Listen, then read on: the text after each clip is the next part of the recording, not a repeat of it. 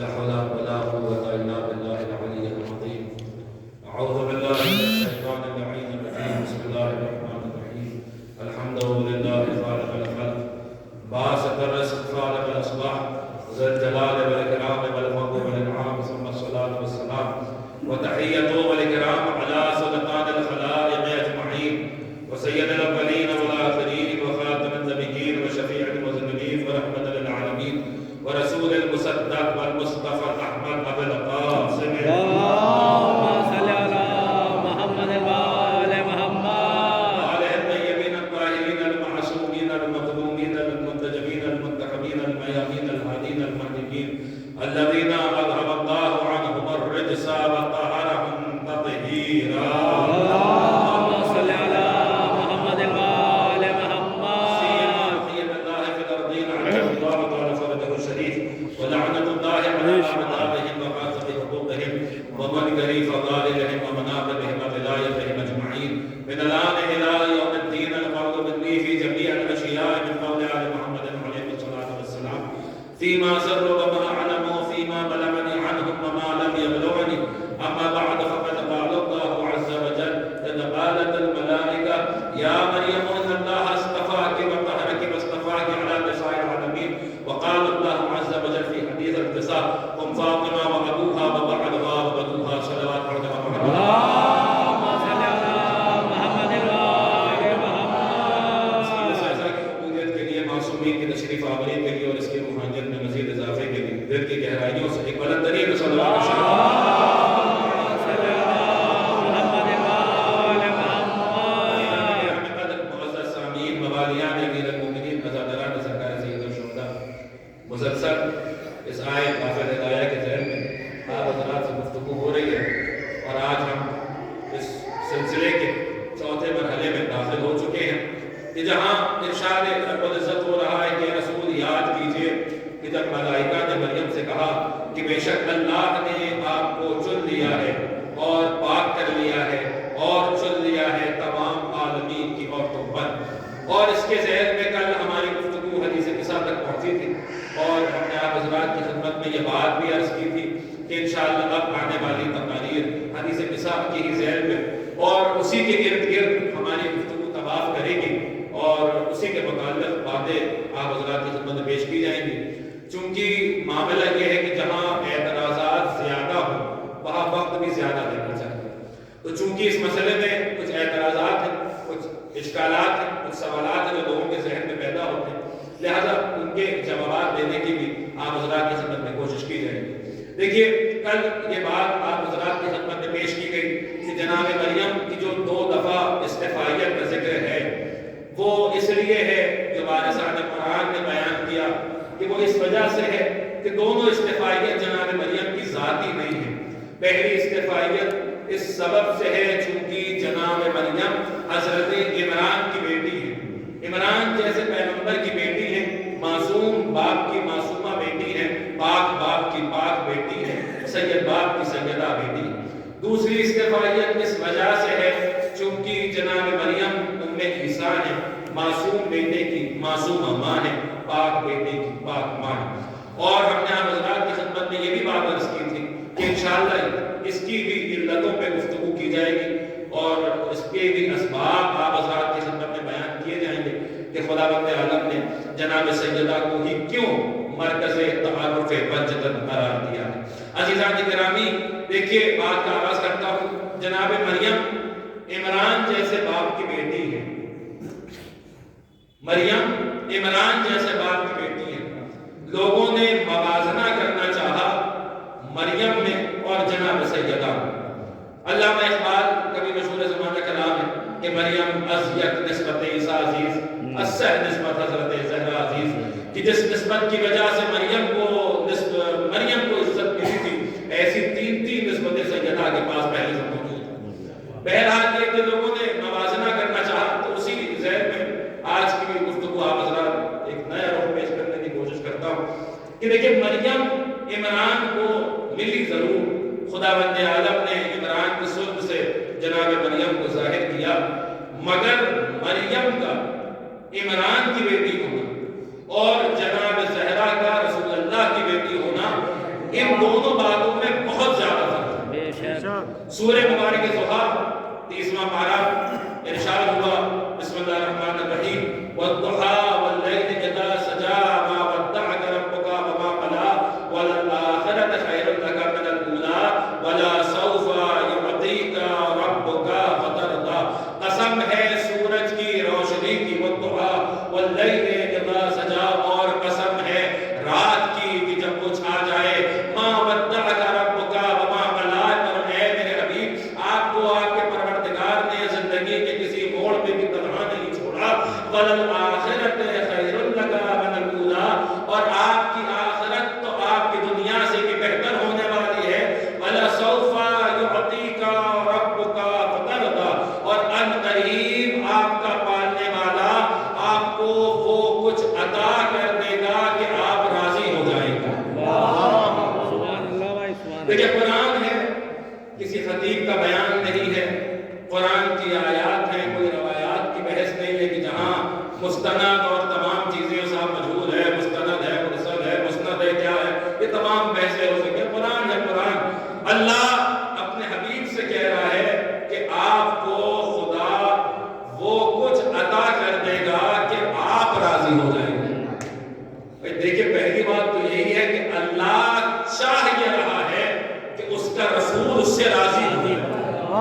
ہم نے دیکھا کہ ایک صاحب ماشاءاللہ پنج گانا نمازی تھے، اذان کا وقت ہوتا تھا، نماز کا وقت آتا تھا، ماشاءاللہ فوراً مسجد کی طرف دوڑتے ہوئے سارے کام کاج چھوڑ کے چلے جاتے تھے۔ ہم نے کہا صاحب کوئی بھی کام ہوتا ہے کتنا بھی ضروری کام کیوں نہ ہو، آپ سارے کام کو چھوڑ کے نماز کا وقت آتا ہے فوراً مسجد کی طرف بھاگتے ہیں، یہ کیوں کرتے ہیں؟ ان کا صاحب اس لیے کرتے ہیں تاکہ ہمارا خدا ہم سے راضی ہو جائے۔ ایک صاحب شدید گرمی میں شدت کی دھوپ میں روزے رکھ رہے تھے، ہم نے کہا خدا قبول کرے لیکن اتنی دھوپ ہے، اس قدر شدت کی گرمی پڑ رہی ہے، یہ روزے کیوں رکھ رہے ہیں اتنی دھوپ میں اور اتنی گرمی میں؟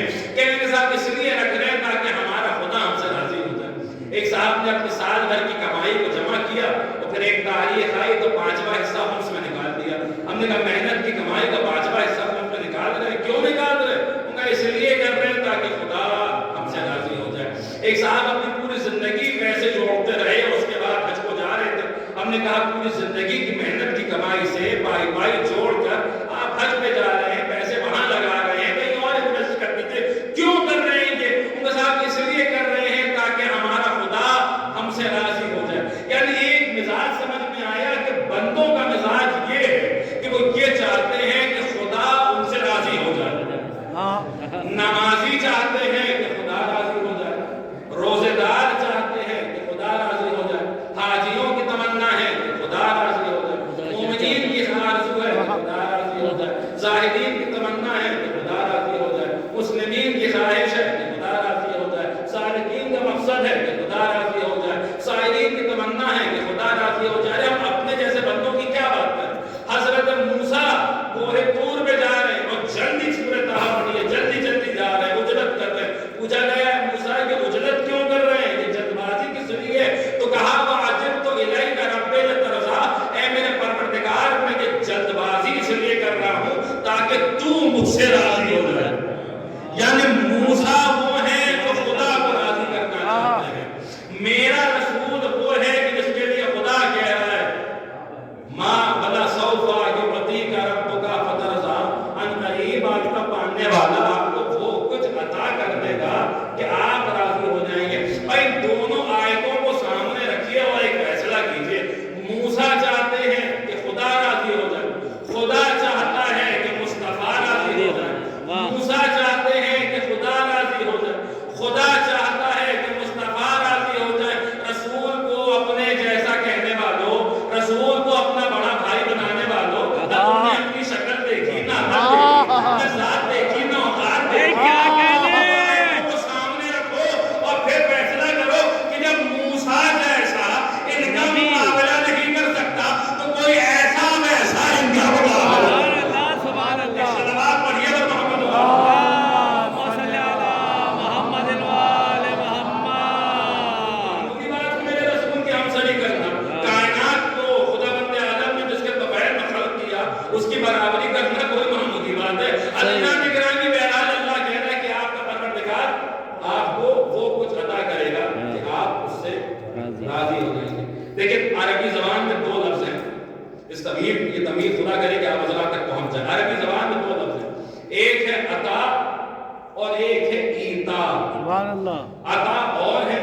ایتا ہوگا.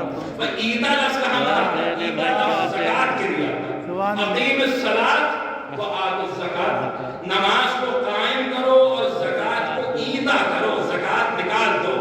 اب یہ جو زکات دی جا رہی ہے تو زکات دینے والا جس کو زکات دی جا رہی ہے اس پر کوئی احسان نہیں کر رہا، اس کا استحقاق تھا، اس کا حق تھا کہ اسے زکات دی جائے. کوئی احسان نہیں کر رہا ہے جو زکات دے رہا ہے. عزیزان گرام قدر، عجیب بات یہ ہے کہ رسول اللہ کو خداوند عالم نے جو کچھ بھی دیا ہر جگہ لفظ ایتا استعمال کیا ہے، کہیں لفظ عطا استعمال نہیں. کیا کیا دیا ہے؟ رسول نبی بنایا، اور آج کا نبی نہیں بنایا تھا. خود کہتے تھے تم تو نبی ہیں وآدم بین الماء والطین، میں اس وقت میں نبی تھا جب آدم آب کے مابین کروٹیں بدل رہے تھے. خدا نے رسول بنایا، سر پہ طٰہٰ کا تاج سجایا، بدن پہ یاسین کا پیرہن آویزہ کیا، مزمل کی چادر اڑائی، مدثر کی کمری پہنائی، محبوب الہی کی مستق پہ جلوہ افروز کیا، صاحب دولاب قرار دیا، پوری کائنات کو ان کے توفیق میں خلق کیا، ان کے ذریعے شریعت پہنچائی، ان کے ذریعے عبادت کروائی، ان کے ذریعے اسلام پہنچایا، ان کے ذریعے ایمان پہنچایا، ان کے ذریعے قرآن پہنچایا. سب کچھ دے رہا ہے مگر کہیں بھی لفظ عطا کا استعمال نہیں کر رہا، ہر جگہ لفظ ایتا کا استعمال کر رہا ہے. یعنی دیکھیے ایک بات، ایک مثال کے ذریعے میں آپ حضرات کی خدمت میں بات واضح کروں کہ دونوں تاکہ بچے بھی سمجھ جائیں دونوں میں عطا اور ایتا میں فرق کیا. مثال کے طور پہ میں یہاں قلعے سے ایک رکشہ طے کروں اور میں کہوں مجھے لال قبر تک چھوڑ دینا، اور میں اس سے کہوں اس سے تمہاری اجرت کتنی ہوگی، تو وہ مثال کے طور پہ مجھ سے کہے صاحب 20 روپے میری اجرت ہے. ہم نے کہا ٹھیک ہے. اب یہ جو 20 روپے ہیں یہ اس کا حق بنتا ہے، اس میں کوئی بڑی بات نہیں ہے کہ میں اس کو 20 روپے دے رہا ہوں، یہ اس کی اجرت ہے. اب میں مثال کے طور پہ جب لال قبر پہنچا تو اس نے مجھے بڑی جلدی پہنچا دیا، بہت اچھی طریقے سے پہنچا دیا، مجھے اس کا اخلاق بہت اچھا لگا. تو میں نے کہا کہ میں 20 روپے تو اس کا حق بنتا تھا، لیکن میں جو اس میں بہت جلدی پہنچا 10 روپے میں اس کو الگ سے دوں گا. اب یہ میں جو 10 روپے اس کو الگ سے دے رہا ہوں، وہ جو 20 روپے اس کا حق بن رہا تھا وہ ایتا تھا، جو 10 روپے الگ سے دے رہا ہوں یہ عطا ہے. اب جب یہ 10 روپے میں زیادہ دوں گا تو میں کہوں نہ کہوں، میرے بیان سے ظاہر ہو نہ ظاہر ہو، مگر کہیں پس پردہ اس میں احسان چھپا ہوگا. میں احسان جتاؤں نہ جتاؤں مگر چھپا ضرور ہوگا. 10 روپے دیتے وقت میرا سر اٹھا ہوگا ضرور ہوگا کہ صاحب ہم آپ پر 10 روپے کا احسان کر رہے ہیں. یعنی ایک بات سمجھ میں آئی کہ جہاں عطا لفظ استعمال ہوتا ہے وہاں پس پردہ احسان چھپا ہوتا ہے، جہاں لفظ ایتا استعمال ہوتا ہے وہاں احسان نہیں چھپا ہوتا. خداوند عالم نے اپنے رسول کو جو کچھ بھی دیا ہر جگہ لفظ ایتا استعمال کیا. حد تو یہ ہے کہ قرآن جب خداوند عالم نے دیا تو قرآن کے لیے بھی لفظ عطا نہیں استعمال کیا، بلکہ لفظ وآتیناہم الکتاب الذین یتلونہ حق تلاوتہ، ہم نے اس کتاب کو ان کو ایتا کر دیا کہ جو اس کی تلاوت کا حق ادا کرتے ہیں. یعنی قرآن بھی ایتا ہے، عطا نہیں ہے. یعنی کوئی یوں کہہ دوں کہ خداوند عالم نے جو کچھ بھی دیا ہے کہیں پر بھی اپنے رسول پر احسان نہیں جتلایا. یعنی ان کو نبی بنایا مگر یہ نہیں کہا کہ اے ہمارے رسول احسان مانیے کہ ہم نے آپ کو نبی بنایا ہے. رسول بنایا مگر یہ نہیں کہا کہ احسان مانیے کہ ہم نے آپ کو رسول بنایا ہے. سر پہ طٰہٰ کا تاج پہنایا مگر یہ نہیں کہا کہ احسان مانیے ہم نے آپ کو طٰہٰ بنایا ہے. بدن پہ یاسین کا پیرہن آویزہ کیا مگر یہ نہیں کہا کہ احسان مانیے. توجہ ہے آپ حضرات کی کہ نہیں کہ ہم نے آپ کو یاسین بنایا ہے. ارے بھیا مزمل کی چادر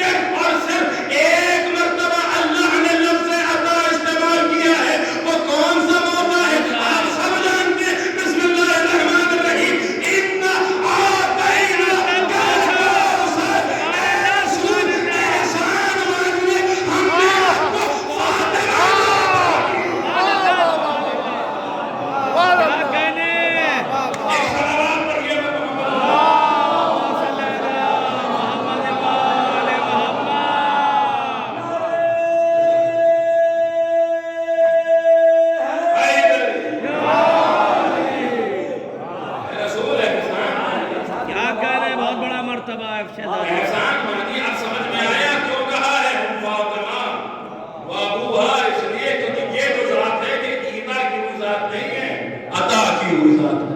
عزیزان گرامی کے عطا ہے، اور انشاءاللہ کل کی تفصیل عرض کروں گا کہ دونوں میں فرق کتنا واضح فرق ہے۔ قرآن رسول قرآن تو وہیں آئے گا جہاں آپ ہوں گے، آپ کو زحمت کرنے کی ضرورت نہیں ہے، مگر ہاں جب نور سیدہ کی باری آئے گی تو یہ عطا ہے، عطا نہیں ہے، تو آپ کو خود زحمت کر کے آنا پڑے گا۔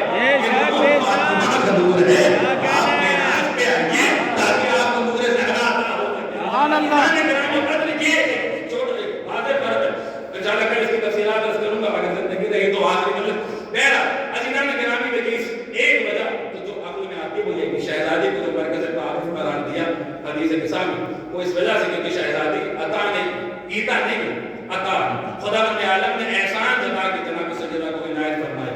دیکھیں ابھی جو حدیث قصہ جس کے ذہن میں گفتگو کرنی تھی، بڑے اعتراضات اس سلسلے میں کہ صاحب دیکھیے، اب دیکھیں غیر اعتراض کریں تو بات سمجھ نہیں آتی، جب اپنے اعتراض کرنے لگتے ہیں جب جو ہے وہ معاملہ خراب ہوتا ہے۔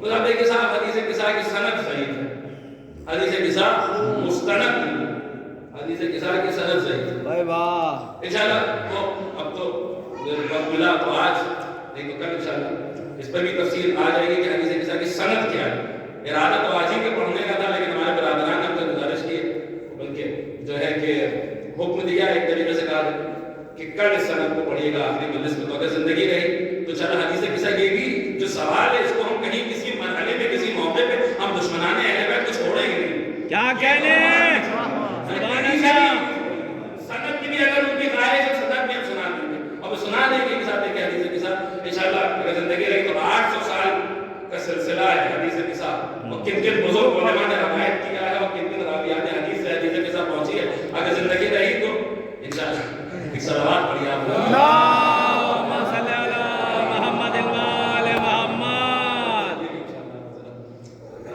کل کئی تحائف کئی تحفے اس حقیق کی طرف سے آپ ذرا کی خدمت میں پیش کیے جائیں گے، وقت سے تشریف لائیے گا آخر مجلس سے حدیث قصہ کی سند بھی سنائیں گے، لیکن اس وقت جو یہ اعتراض ہے اس اعتراض کو سمجھنے کی طرف کوشش کریں۔ جناب حدیث قصہ کی سند نہیں، مجھے ایک بات سمجھ میں نہیں آتی، پڑھے لکھے افراد تشریف فرمائیں، یہاں نہیں سنا جائے گا تو کہاں سنا جائے گا، یہاں سمجھا جائے گا تو کہاں سمجھا جائے گا۔ لیکن یہ جو بحثیں ہوتی ہیں کہ وہی ہوتی ہیں جہاں اہل بیت کے فضائل ہوتے ہیں۔ بے شک بھائی آپ نے غور بھی فرمائی ہے اعتراض کہاں کہاں ہوتا ہے۔ آپ دیکھیں ہمارے یہاں دعاؤں کا ذخیرہ ہے، وظائف دعائیں جتنی ہمارے پاس ہے اتنی کسی کے پاس نہیں ہے، اور یہ خاصہ ہے مذہب اہل بیت کا، یہ جتنی دعائیں ہیں، یہ جتنی مناجاتیں ہیں، یہ جتنی وظائف ہیں، یہ جتنی زیارتیں ہیں، ان کو معمولی نہ سمجھا کے اور یوں سرسری طور پر نہ پڑھ کے گزرا کیجئے۔ ایک جملہ عرض کروں، یہ دعائیں فقط دعائیں نہیں ہیں، یہ زیارتیں فقط زیارتیں نہیں ہیں، یہ وظائف فقط وظائف نہیں ہیں، یہ دور تقیہ کی تبلیغ ہے۔ جب مجلسیں نہیں ہو سکتی تھی، جب ایسے ممبر نہیں لگ سکتے تھے، خطیب انقلاب ہمارے بڑے بھائی علامہ بادشاہ صاحب کو لگے جملہ آ گیا ہے، اور انشاءاللہ پرسوں سے آپ حضرات کو خطاب کرتے ہوئے سماعت فرمائیں گے، پیشانی کے طور پر ان کا جملہ بھی سماعت فرما لیجیے اور ابھی سن لیجیے کہ یہ دعائیں، یہ زیارتیں، یہ وظائف کوئی معمولی چیز نہیں ہے، یہ وہ خلاف ہے جس میں معرفت کا کعبہ چھپا ہوا ہے۔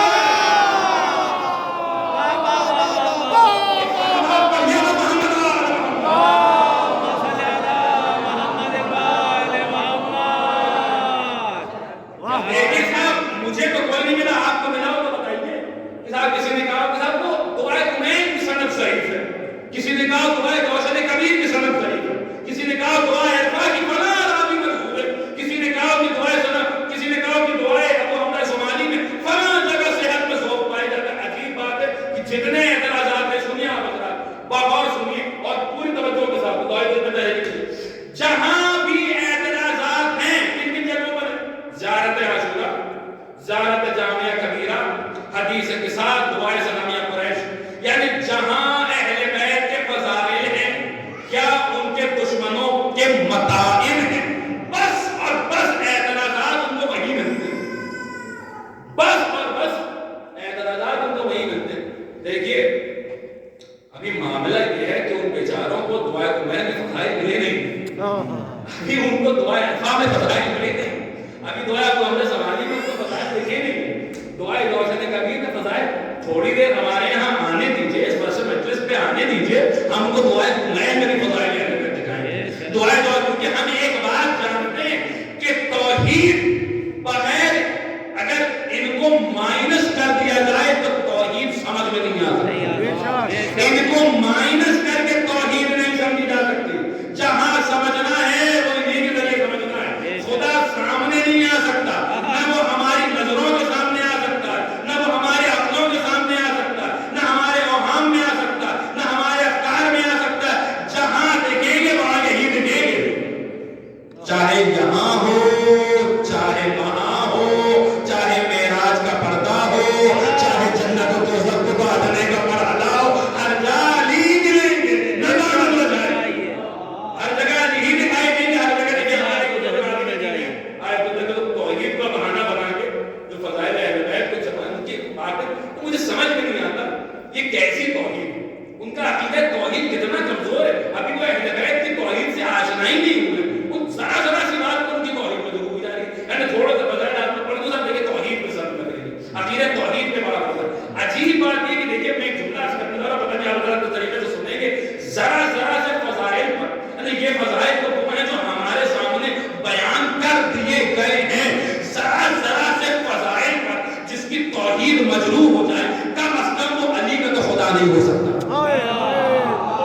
بہت آسانی سے آپ نے جو جملے کو سنا ہے، کم از کم وہ میرے علی کا خدا نہیں ہو سکتا، میرے علی کا خدا، میں تو علی کے خدا کو مانتا ہوں اور اس خدا کو مانتا ہوں کہ علی کائنات کے تمام عالم تکوین میں سورج ڈوبا ہوا سورج بھی علی اگائیں گے، مرا ہوا مردہ بھی علی جلائیں گے، ٹھوکر میں زندگی و موت کو بھی علی رکھیں گے، انگلی کے اشارے پہ قضا و قدر کو بھی علی نچائیں گے، اس کے باوجود علی سجدے میں جا کر بتائیں گے کہ دیکھو میں رب کا ہوں جو علی کا خدا ہے، بس وہی خدا ہے۔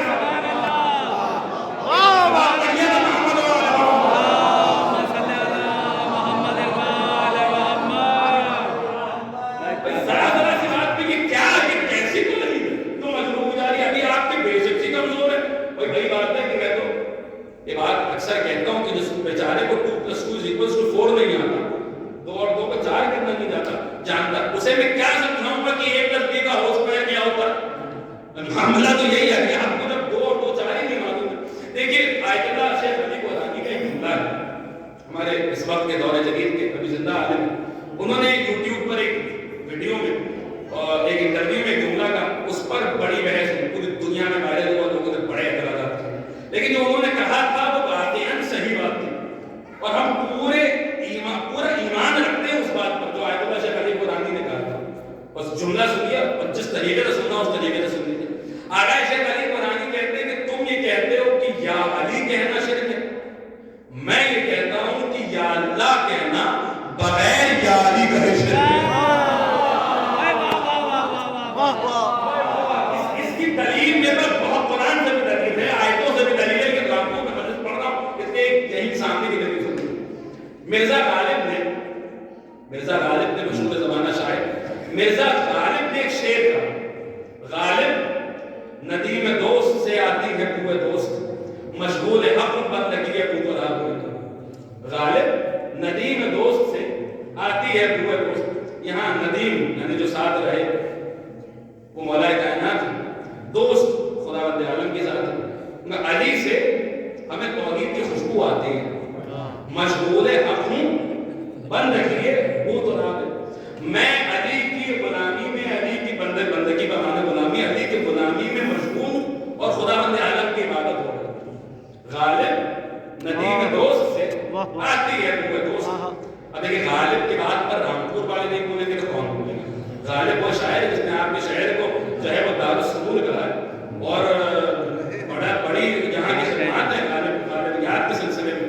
ناصر کا جب پورا لکھنؤ میں جب قدر کے بعد 1857 کے بعد ناصر کے تمام جو شاگرد تھے وہ رامپور آئے اور نواب عابد علی خان کے زمانے میں، اور پھر ایک پورا مکتب یہاں پروان چڑھا، ادبیات کی اور ثقافتوں کی بڑی خدمتیں ہیں آپ کے یہاں کے شہر میں۔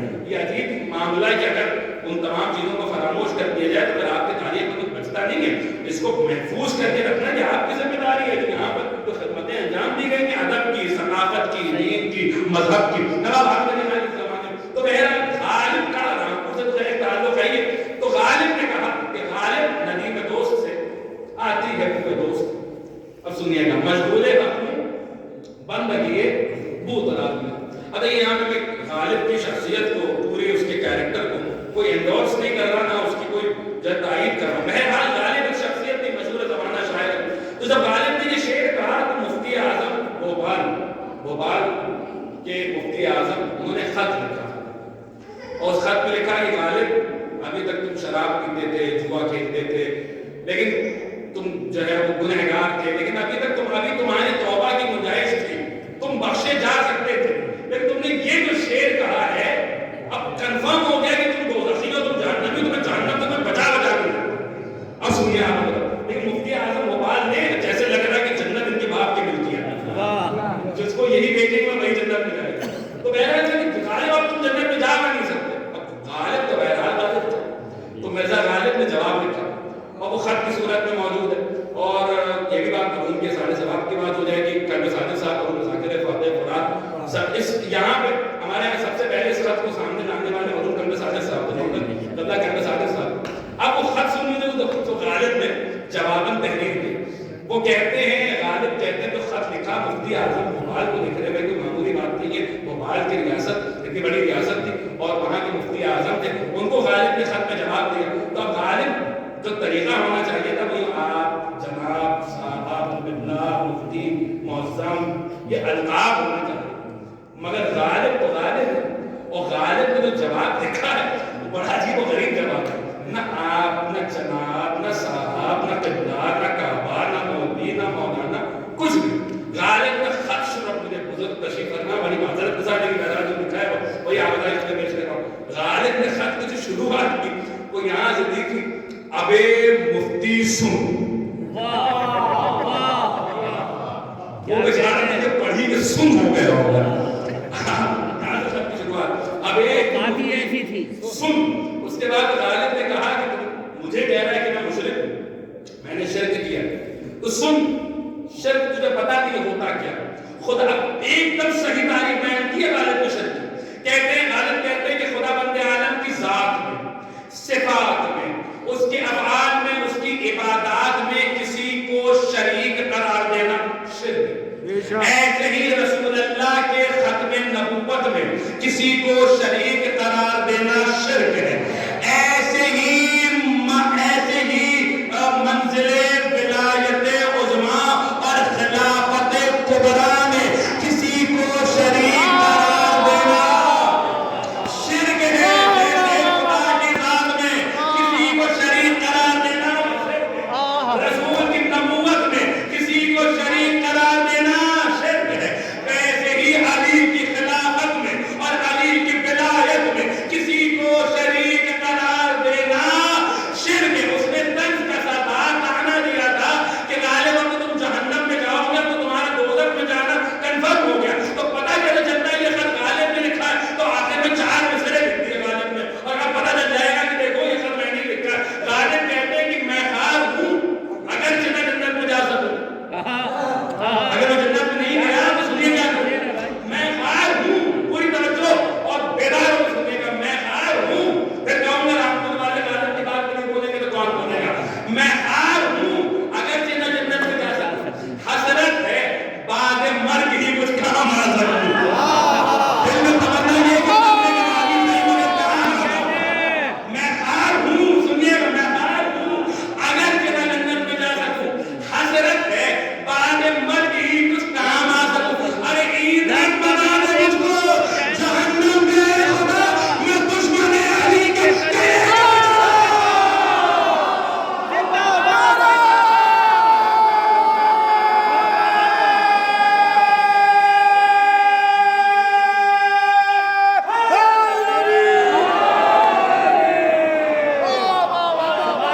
سبحان اللہ، کیا کہنے، مشہور شعر ہے.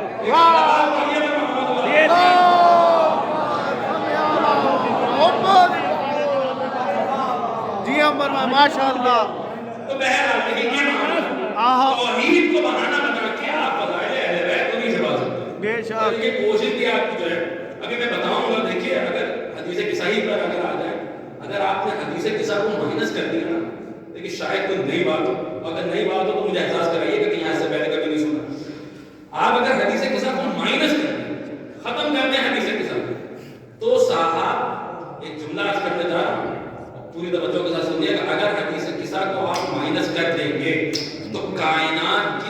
خلقت ابس ہو جائے گی. بے شک بھائی میں نے جو بات کہی ہے شاید پہنچا نہیں پایا. کائنات کی خلقت بغیر کسی مقصد کے ہو جائے گی. بغیر کسی مقصد کے, یعنی خدا نے کیوں زمین اور آسمان کو بنایا, سب بغیر مقصد کے ہو جائے گا اگر حدیث کے ساتھ مائنس کر دیں. اور اس میں وہ دلیل بھی ہے کہ جناب سیدنا کو کیوں مرکز تعارف کرا ہے. سنیے آپ, اگر حدیث کے ساتھ مائنس کرتے ہیں تو کائنات کی خلقت ابس ہو جائے گی, بغیر کسی مطلب کے ہو جائے گی, کچھ بھی نہیں بچے گا کائنات. اگر کائنات کی خلقت کو جو ہے اس میں آپ حدیث کے ساتھ کو مائنس کرتے ہیں تو کائنات کی خلقت ابس ہو جائے گی. آپ کے ساتھ وہ کیسے وہ ایسے دیکھیے, ایک سوال ہے کہ جس نے فلاسفہ کو, بڑے بڑے فلسفیوں کو, حکماء کو صدیوں پریشان کر دیا کہ آخر خدا نے سب بنایا ہے تو کیوں بنایا. اس سوال کا جواب کوئی دے نہیں پائے. اگر کسی نے دیا ہے تو جناب سیدہ نے دیا ہے حدیث کے ساتھ ضرور. خدا نے بنا دیا کہ ایک قاعدہ, اس کو سمجھ لیجیے باقاعدگی سے, یہ قاعدہ ہے علت و معلول کا قاعدہ. اپنے بچوں کے لیے, اپنے چھوٹے بھائیوں کے لیے بات واضح کر دوں گا, ایک دم پریشان ہونے کی ضرورت ہے, انشاءاللہ نتیجہ آئے گا تو آپ سب دعاؤں سے نوازیں گے. علت و معلول کا قاعدہ کیا مطلب ہوتا ہے کہ تھرموڈائنمکس کا لا ہے کہ every cause has an effect, every effect has a cause. کیا مطلب کہ ہر علت کے لیے ایک معلول ہے اور ہر معلول کے لیے ایک علت ہے. کیا مطلب کہ ایسے دن ہے تو دن کیوں ہے, کیونکہ سورج ہے. اگر سورج نہیں ہوتا تو کیا دن ہوتا. اب دیکھیں تھوڑی سی 1-1.5 منٹ کی بحث ہے اور انشاءاللہ نتیجہ آئے گا تو پھر آپ چاہ کے بھی خاموش بھی ہو سکیں گے, لیکن اس 1-1.5 منٹ کی بحث میں سرور ہلاتے رہیے گا, مجھے بتاتے رہیے گا کہ بات پہنچ رہی ہے. اگر سورج نہیں ہوتا تو کیا دن ہوتا نہیں ہوتا. یعنی سورج علت ہے, دن معلوم ہے. سورج کاز ہے, دن ایفیکٹ ہے. پوری دنیا میں بھی ایک کوشچن جو ہے وہ لاگو ہوتی ہے کہ every cause has an effect, every effect has a cause. ہر علت کے لیے ایک معلول ہے اور ہر معلول کے لیے ایک علت. اب دیکھیں علت کی ہوتی ہے 5 قسمیں, 4 اس وقت سن لیجیے, 5 بھی اس کے بعد انشاءاللہ سناتا ہوں. علت مادی, علت فاعلی, علت سوری, علت غائب. علت مادی, علت سوری, علت فاعلی اور علت غائب, 4 قسمیں ہوتی ہیں جو ہے وہ سامنے کے طور پر 5ویں قسم ہوتی ہے جو میں انشاءاللہ بیان کروں گا. 4 قسمیں ظاہری طور پہ علت مادی, علت سوری, علت فاعلی اور علت غائب. کتنی قسمیں ہوتی ہیں بولتے رہیے گا, کتنی قسمیں ہوتی ہیں؟ 4. تھوڑی سی مشکل گفتگو, لیکن واقعی ایک جملہ اس کرنے کو دل چاہتا ہے. یہ فرش ازاں ہے جو باتیں کتابوں میں سمجھ میں نہیں آتی, کتابوں میں سمجھ میں نہیں آتی. یہ احسان ہے ثانیہ زہرا کا, یہ اعجاز ہے میری بیوی کا. وہ باتیں جو درسگاہوں میں سمجھ میں نہیں آتی وہ فرش ازاں بہت آسانی سے سمجھ میں آتی ہے.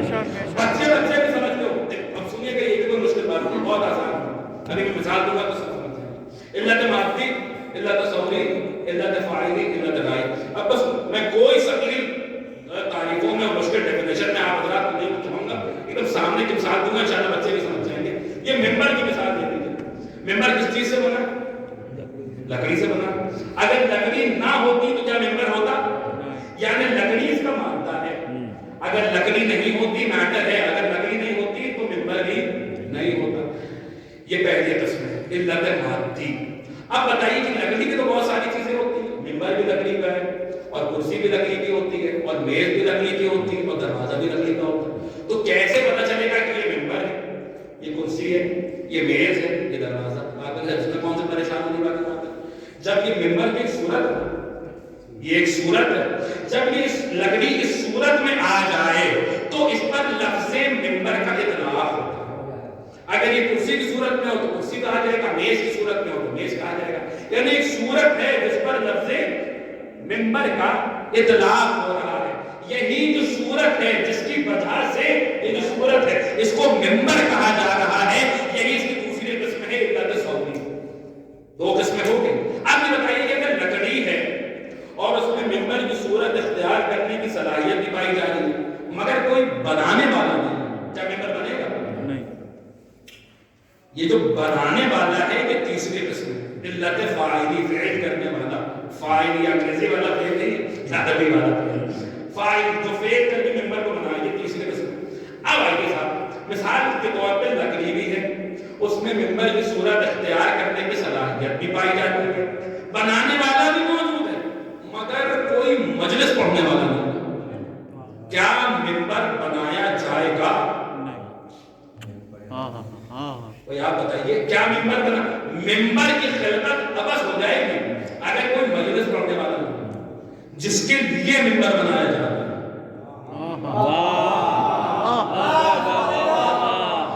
یہ چوتھی قسم ہے علت غائی.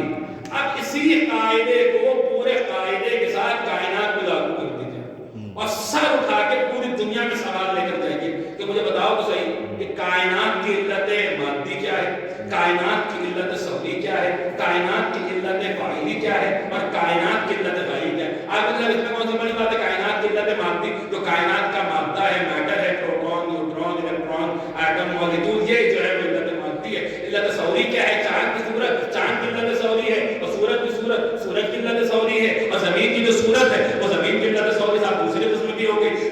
کائنات کی علت فاعلی کیا ہے؟ آپ کے صاحب خدا نے کائنات خلق کی ہے, تیسری صاحب خدا کائنات بنانے والا ہے, تیسری قسم کی ہو گئی. یعنی کائنات کی علت مادی کا بھی پتہ چل گیا, کائنات کی علت سعودی کا بھی پتہ چل گیا, کائنات کی علت فاعلی کا بھی پتہ چل گیا. لیکن آخر پتہ تو چلے کہ کائنات کی علت غائی کیا ہے, کس کے لیے زمین کا فرش بچھایا گیا ہے, کس کے لیے آسمان میں شادیاں لگائی گئی ہیں, کس کے لیے ستاروں کی تنزیلیں روشن کی گئی ہیں, کس کے لیے کائنات میں یہ جگمگاہٹ ہے, کس کے لیے کائنات میں یہ چہل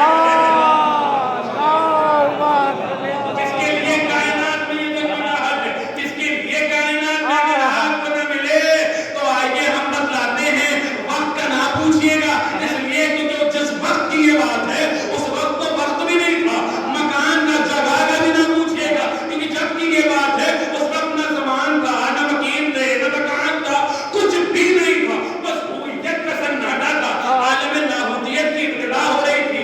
اس وحدہ لا شریک نے اپنے نور سے ایک نور کو خلق کیا جسے اپنے صفات کا, اپنے کمالات کا, اپنے صفات کا, اپنے اسما کا آئینہ بنایا اور اسے مخاطب کر کے کہتا ہے انت المراد والمرید وخیر من خلقی وعزتی وجلالی لولاک لما خلقت الابدار لولاک لما خلقت المراد والمرید. ارے تو ہی تو میری مراد ہے, تو ہی تو میرا مقصود ہے, وخیر من خلقی اور تمام مخلوق میں سب سے بہتر ہے, وعزتی وجلالی.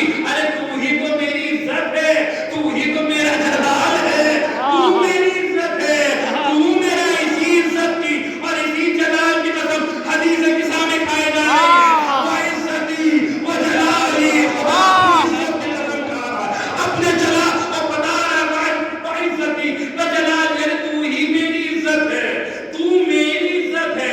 بندوں کی عزت پہ حرف آتا ہے تو بندوں کی آستینیں جا جاتی ہیں, ماتھے پہ بل آ جاتے ہیں. کیوں صاحب؟ تب میری عزت پہ حرف آیا ہے. ان کے فضائل کے باب میں انسان کو سمجھ کے بولنا چاہیے. بندوں کی عزت پہ حرف آتا ہے تو بندے ناراض ہو جاتے ہیں. ان کے فضائل پہ اگر حرف آئے تو یہ باب میں ناراض ہو جاتے ہیں.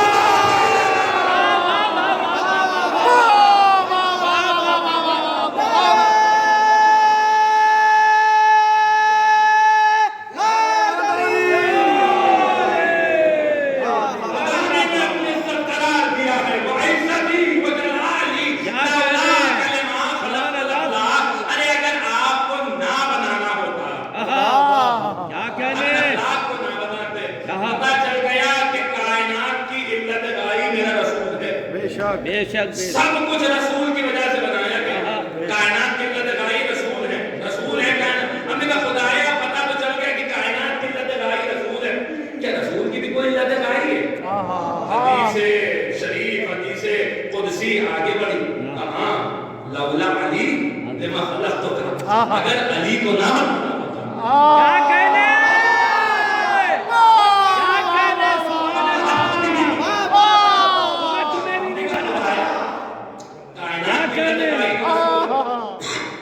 رسول کی علت غائی علی ہے. کیا یہ سلسلہ کہیں تمام بھی ہوتا ہے؟ کیا کوئی ایسا نقطہ ہے کہ جہاں پر یہ بات آ کے رک جائے؟ ارے ہاں, ایک ایسا نقطہ ہے, ایک ایسی ذات ہے جہاں پہ آ کے سلسلہ منقطع ہو جاتا ہے. ہم نے کہا وہ کون سی ذات ہے؟ آواز آئی لولا فاطمہ. اگر فاطمہ کو نہیں بنا زمین بنا نہ زمین والے ہوتے,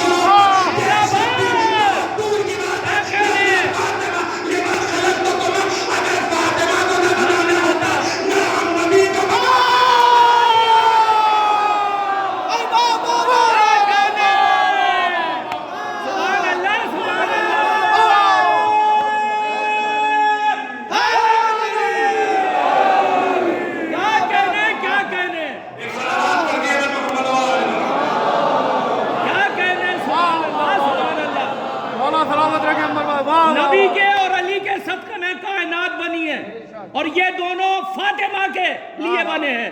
فاطمہ نہیں ہوتی تو نہ علی ہوتے نہ رسول ہوتے. بے شک. اسی لیے مرکز تعارف قرار دیا فاطمہ وابوہا وبعلہا. مولا جذبے کو انشاءاللہ کل بھی ایک علت بتاؤں گا جناب اور کیا علتیں ہیں جو جناب سیدہ کو مرکز تعارف قرار دیا. لیکن بہرحال آج میں جناب فضا کا ذکر کیا تھا آخری کلام ان کی کنیز تھی. آج ان کے غلام کا ذکر کرتا ہوں. لیکن دیکھیں ایک بات کبھی اس کے وہاں تک پہنچنے کے لیے دیکھیں آپ نے دیکھا کہ یہ جو علت مادی والا جو قاعدہ میں نے کہا تھا ایک علت رہ گئی ہے وہ بھی سنتے چلیے وہ ہے علت مبتدیہ. جیسے ممبر ہے تو ممبر کس وجہ سے باقی ہے چونکہ ممبر کے سکون باقی ہے. یہ پانچویں علت جو کسی شے کو برقرار رکھتی ہے. جناب سیدہ کائنات کی علت غائب ہے. علت مبتدیہ کیا ہے؟ پانچویں علت کیا ہے؟ تو دعائے قطبہ میں میرے زمانے کے امام کو خطاب این السبب المتصل بین الارض والسماء.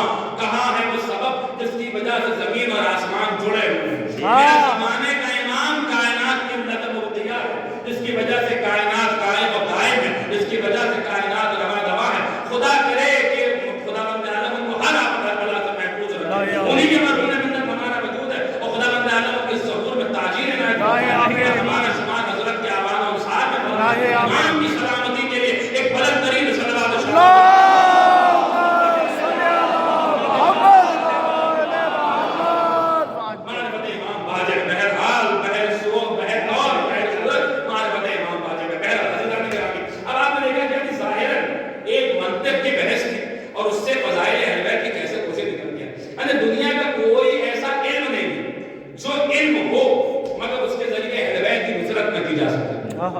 انسان جس بھی علم کو حاصل کرے جو سا بھی علم حاصل کرے علم دین ہو یہ ظاہر ہے جسے علم دنیاوی کہا جاتا ہے. میں سمجھتا نہیں ہوں علم دنیاوی لیکن اس کو علم دنیاوی کہا جاتا ہے. جو بھی سائنس پڑھے کامرس پڑھے جو بھی پڑھے بس یہ خیال رہے پیش نظر کہ ہمیں اپنے اس علم کے ذریعے خدمت اہل بیت کریں. تو ہر وہ علم دینی ہے ہر وہ علم پر خدا بند عالم کی طرف سے ثواب عطا ہوگا. بہرحال عزیزان گرامی عجیب عجیب علوم سے لوگوں نے اہل بیت کے عجیب عجیب نصرتیں کی. دیکھیں آج کا زمانہ آٹومیشن کا زمانہ. مجھے نہیں پتا کوئی انجینئر یہاں بیٹھا ہوا ہے یا نہیں ہے, کوئی سن رہا ہے کوئی تو بہرحال وہ اس سے محسوس ہوگا. آج کا زمانہ آٹومیشن کا زمانہ تب کیا آٹومیٹک ہتھیار بن رہے ہیں, آٹومیٹک ویپنز بن رہے ہیں. آپ کو چلانے کی بھی ضرورت نہیں ہے. ایسی بندوق بن رہی جو اپنے آپ چل جائے گی, ایسے ٹینک بن رہے ہیں جو اپنے آپ چل جائیں گے, ایسی میزائل بن رہی جو اپنے آپ چل جائیں گے. کائنات کے پہلے آٹومیشن انجینئر کا نام ہے فیروز ابولولو. کیا کہنے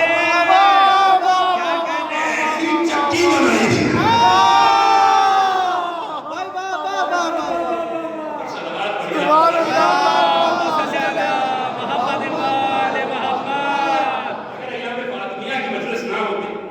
بہرحال کیونکہ اعتراض کرنے والے یہ اعتراض کرتے ہیں کہ صاحب نعوذ باللہ استغفر اللہ مجوسی تھے.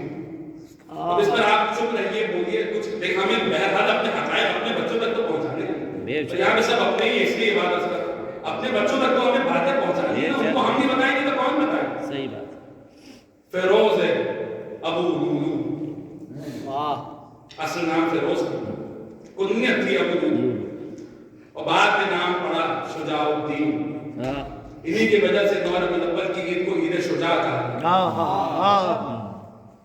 جو لوگ کہتے ہیں کہ صاحب مجوسی تھے نعوذ باللہ, دیکھیں اس لیے بات یہ کر رہا ہوں جناب سیدہ کی نصرت اور ان کی خوشنودی کے لیے بات ہے. خصوصی پوری جو ہے وہ خالص نیت سے آپ نہ بولے کوئی فرق. جناب سیدہ بس راضی ہو اس بات سے بس انہی کی خوشنودی مطلوب ہے, انہی کو راضی کرنا. اور کسی ایک مومن پر اگر حرف آئے اس کی عزت پر تو دوسرے مومن کا فریضہ ہے کہ اس کی عزت کا دفاع کرے. جس ابولولو کا ہم احسان مانتے ہیں اگر آج ان کی عزت پہ حرف آ رہا ہے تو ہمارا فریضہ ہے کہ ہم ان کی عزت کا دفاع کریں.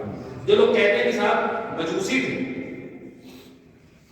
یہ عجیب بات ہے یا ذہنیت نہیں تھی.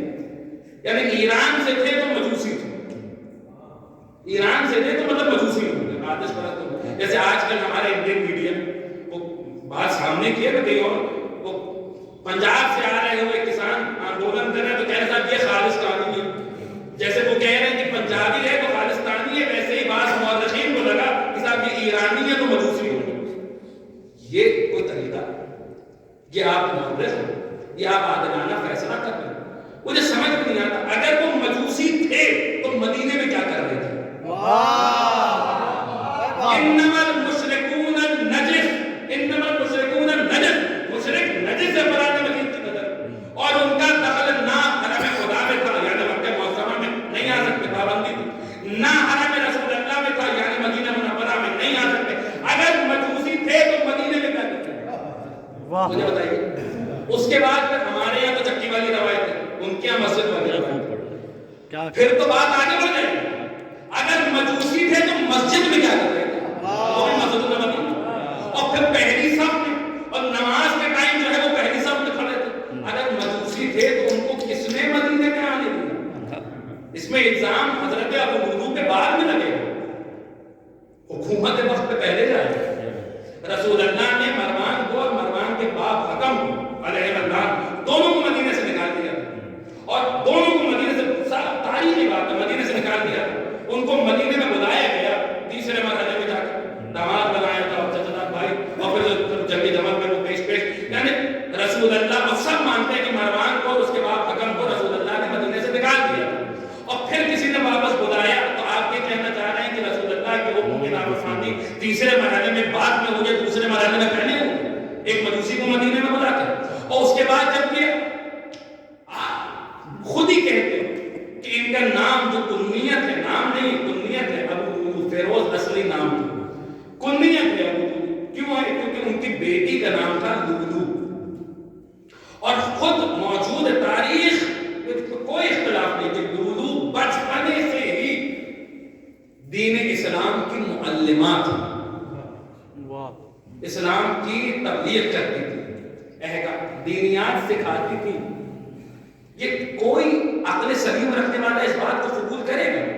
چھوٹی سی بچی تو اسلام سکھا رہی ہے اور باپ مجوسی. آپ مجھے بتائیے یہ کہاں کا انصاف ہے کہ کسی نے کچھ کیا تو آپ کہہ رہے ہیں صاحب مجوسی ہے، مجوسی ہونے کا الزام لگا دے رہے، اور پھر ہم آپ کے الزام کی کیوں پرواہ کریں؟ لیکن تاریخی حقیقت ہے حضرت مالک ابن نویرہ رضی اللہ تعالی عنہ صحابی رسول ہیں، ان کو کہہ دیا گیا کہ کافر. کیوں کافر کہہ دیا گیا؟ بھئی آپ تو اصحاب کا احترام کرنے والے، آپ ہمیں اصحاب کا دشمن کہتے ہیں اور اس وجہ سے ہمیں قتل کرتے ہیں، اور آج تک جو ہے وہ ہزارہ میں 11 ہمارے برادران کو شہید کیا، اس وجہ سے شہید کے بار بار آ کے کہہ کر مطلب کرتے ہیں کہ آپ اصحاب کو دشمن ہیں، آپ صحابیوں کو نہیں مانتے. اصلاً صحابیوں کو ہم نہیں مانتے یا آپ نہیں مانتے، آپ کی مرضی ہوتی. جس صحابی کو آپ کا دل چاہتا ہے آپ اس کو مان لیتے ہیں، جس صحابی پر آپ کا دل نہیں چاہتا آپ کے دل کی مرضی نہیں ہے، آپ کے دل کے اندر بغض علی چھپا ہوا.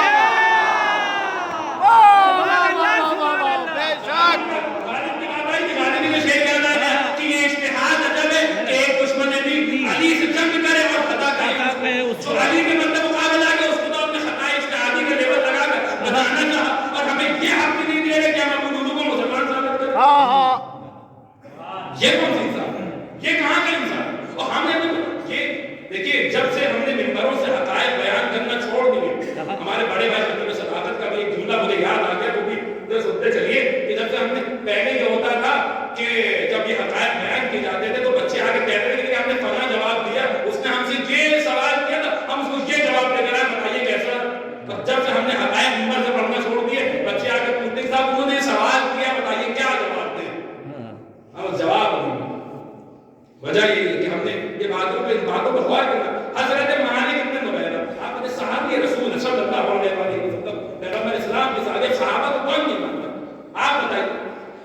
مالک ابن نویرہ کو قتل کیا گیا شروعاتی اوائل میں، یہ تاریخ پڑھی نہیں جاتی، مجھے نہیں پتا کیوں نہیں پڑھی جاتی. مالک ابن نویرہ کو قتل کیا گیا. کیوں قتل کیا گیا؟ کیونکہ انہوں نے زکات نہیں دی. یہ اسلام نے کہا دنیا کے پاس جائیں گے کہ جس نے زکات نہیں دی اس کو قتل کر دو. اور پھر صرف قتل نہیں کیا گیا بلکہ ان کے سر کو اینٹوں کے ساتھ استعمال کیا گیا چولہا بنانے کے لیے صحابی رسول کے سر کو. اور صرف یہی نہیں کیا گیا بلکہ جس دن ان کو قتل کیا گیا اسی رات ان کی زوجہ کے ناموس پہ ہاتھ ڈالا گیا. یہ کیا گیا جن کی زوجہ کے لیے بھی گمان غالب یہ ہے کہ وہ صحابیہ تھی، رسول اللہ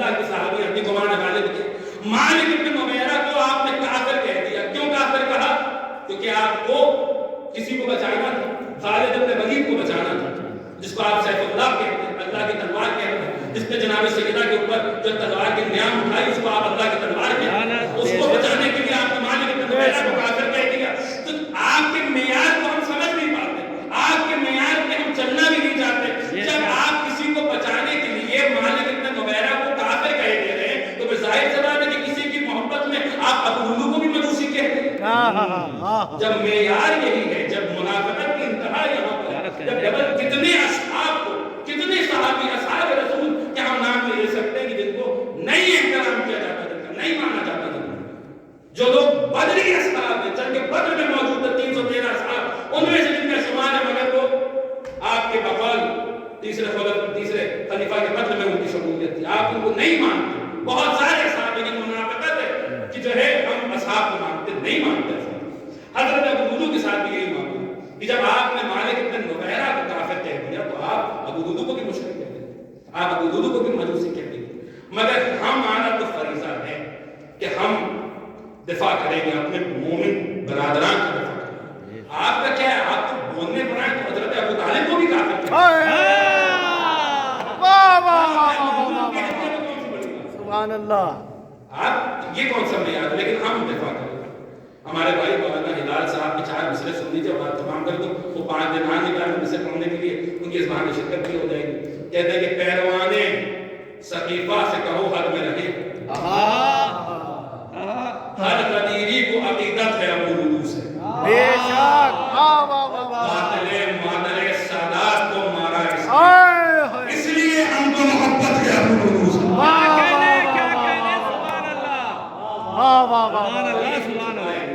ہم اپنے بنیاد سے اپنے لوگ بیٹھے, اس لیے میں نے یہ بات بچوں کو ہم نہیں بتائیں گے تو کون. بے شک.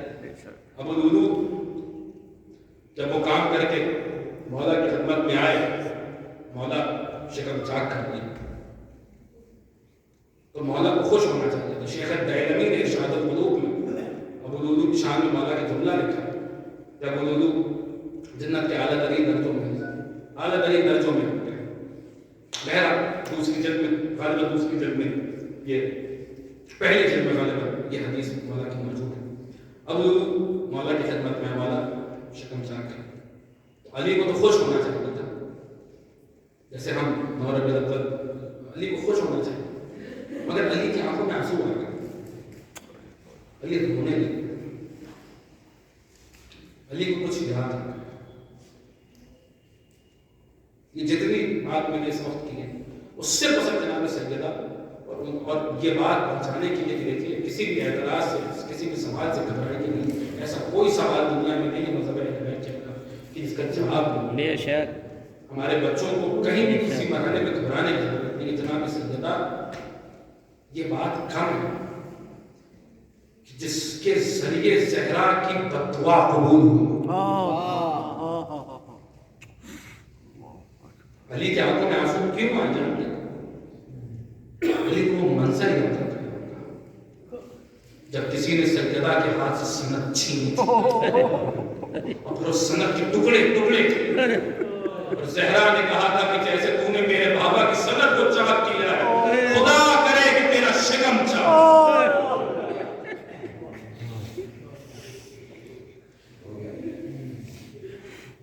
علی کو زہرا کا دربار میں جانا, دیکھیے فدق آپ سمجھتے ہیں صرف ایک ملکیت ہے کہ جس کے بھی جناب سیدہ کی. ایک اور ذاکر کا نام آ جائے, ان کی بھی شمولیت ہو جائے. شہید ناصر عباس کا ایک جملہ ہے, قیامت کا جملہ کہتے ہیں 11 اماموں کی تبلیغ ایک طرف اور سیدہ کا دربار میں حق مانگنے کے لیے جانا ایک طرف. کتنے لوگ مذہب اہل بیت سے صرف اس وجہ سے جڑے, آشنا ہوئے کہ ان کو زہرا کے دربار میں جانا مانگا. سیدہ دربار میں گئی تھی. کتنے واقعات کہ بندہ گیا اپنے مولوی کے پاس, کہا کہ سر پر قرآن رکھیے, قرآن سر پر رکھا, کہ مجھے بس ہاں نہ میں جواب دیجیے گا کہ کیا, تو یہ بتائیے کہ کیا رسول کی بیٹی دربار میں گئی تھی؟ ارے نہیں وہ تو شیعوں کی بنائی, وہ ایسی بات ہوئی, نہیں کچھ نہیں, ہاں نہ میں جواب دیجیے کیا رسول کی بیٹی دربار میں ہاں گئی تھی. حق ملا یا خالی آپ کا مسئلہ نہیں, حق بندہ نہیں, ہاں نہ میں جواب دیجیے بس. نہیں خالی ہے قرآن نے رکھا نا اس کی اگر میرا دشمن بھی مر جائے اور اس کی بیٹی بھی میرے دروازے پر آئے تو میں خالی ہاتھ نہیں لوٹاؤں گا چھیٹھائی کی رسول اللہ کی بیٹی دربار خلافت میں اپنا حق مانگنے کے لیے گئی جانتے اس فدا کی وجہ سے ساتویں امام کی شہادت تک سے فدا کی وجہ سے ہارون رشید مدعون نے جب امام کو بلایا کہ آئیے فرزند رسول میں آپ کو فدا قابض کرنا چاہتا حدود بتائیے تو امام نے فدا کی جو حدود بتائے وہ ایک طرف افریقہ ایک طرف یمن اور پورے اس کی حکومت کے حدود بتا دی وہ ایک پوری حکومت فدا سے چل رہی تھی پوری حکومت اس نے کہا کہ میں آپ کو فدا نہیں واپس کر سکتا اتنے حدود اگر آپ بتا دیں گے تو میں فدا نہیں پھر امام کو خالی ہاتھ واپس بھیج دیا پر روایت چل رہی ہے اسی وجہ سے امام کو قتل کیا اسی فدا کی وجہ سے فاطمہ کا ایک بیٹا زندان میں گھٹ گھٹ کے تڑپ تڑپ کے قتل ہو گیا زہرا کے دربار میں جانا کوئی معمولی تھا ہمارے اہل بیت محسن نقوی صاحب کا وہ شعر کہ اس قوم کے رونے کو یہی بات